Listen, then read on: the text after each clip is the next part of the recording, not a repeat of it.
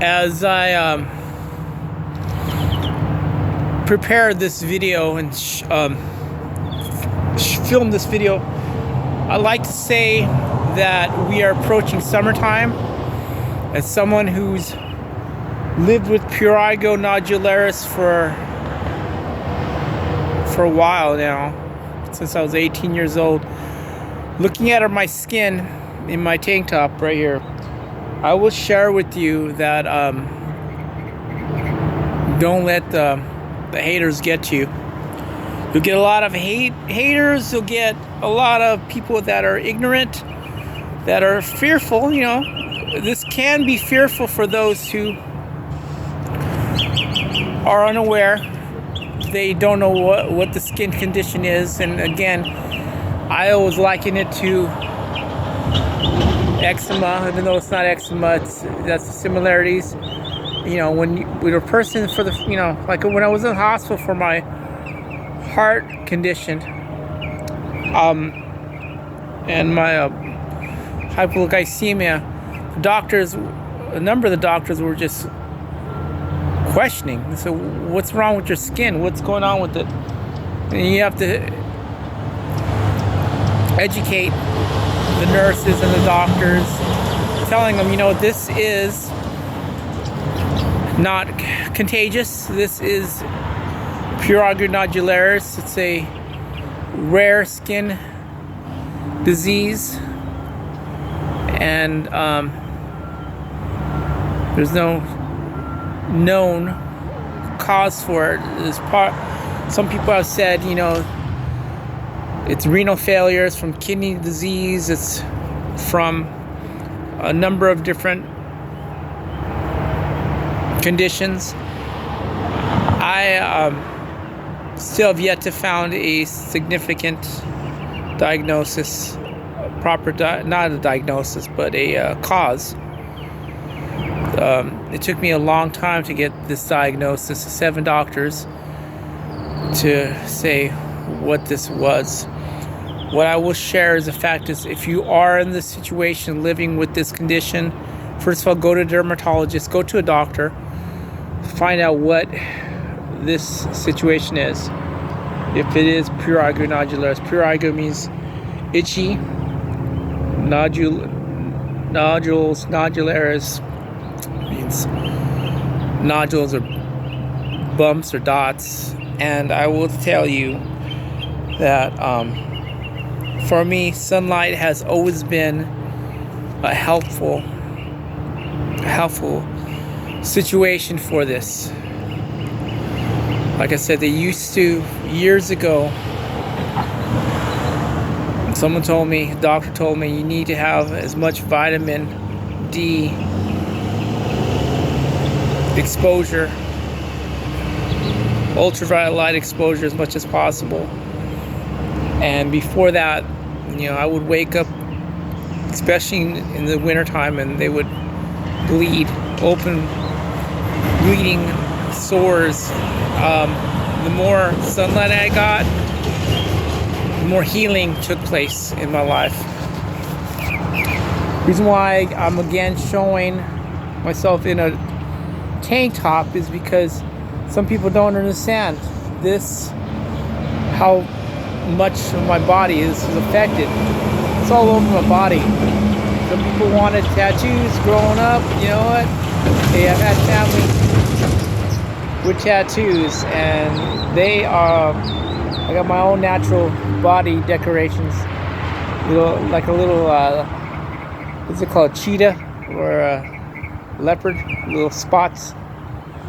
So I have to have a sense of humor about this, but I will share with you that summertime has been a very, very good situation for me, because I would get as much sunlight as possible. I needed much vitamin D exposure as possible. If you are light-skinned, you know, and you burn easily in this, with always use the sunscreen. Always have that in mind. But different people have to have different reactions to sunlight. For me, it's been good. Just be careful, don't overdo it. Other things I would tell, and I would stress, is the fact that prayer. Prayer is a good thing. You always want to be prayed up, and if you're not a praying type of person, you know, get in this habit of calling on the Father and asking Him for direction, how to deal with this situation. Like I said, I didn't plan on doing a big long video, but I did want to stress the fact is that whatever emotional situations that go along with Prurigo Nodularis, just don't stress. There's a whole other things in life to stress over, but with our skin, we are not just what is our skin on. We are more than skin deep. Who are we who is our character? What is our character made out of? It's not just something shallow. And I would share with you that if you are going through a situation dealing with Prurigo Nodularis, have a support network of like-minded people. There's Facebook groups, there's websites. Since this is a rare skin condition, I will stress, don't isolate yourself emotionally. It can be very traumatizing, but don't isolate yourself. You can, you know, I've seen situations where people were online where, you know, they were so isolated and felt so alone they were suicidal. And it's a sad thing to think of yourself for something that's, I really believe, is a skin situation. For those who get so traumatized by this, especially when it comes to people not understanding, get a support group. Find like-minded people that are going through this firsthand. Because if you think you're going through this alone, you know, you don't have to. There are others out there, and search them out. Do your research.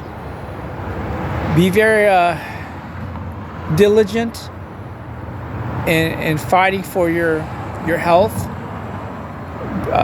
not just physical health, but emotional health. Because summertime can be a very traumatizing situation for people like us, you know. Summertime can be bad because, you know, you can't wear, at first, if you're still in that awkward phase, you won't want to wear summer clothes, you know. You won't want to wear a tank top or a pair of shorts. But you know what, that's on other people. It gets to a place where, you know, especially once you get past that phase where your skin is bleeding and it's not bleeding anymore, they're healed over, the scars are healed over. You know, our scars are a sign that we went through the battle and overcome, especially if they're healed over.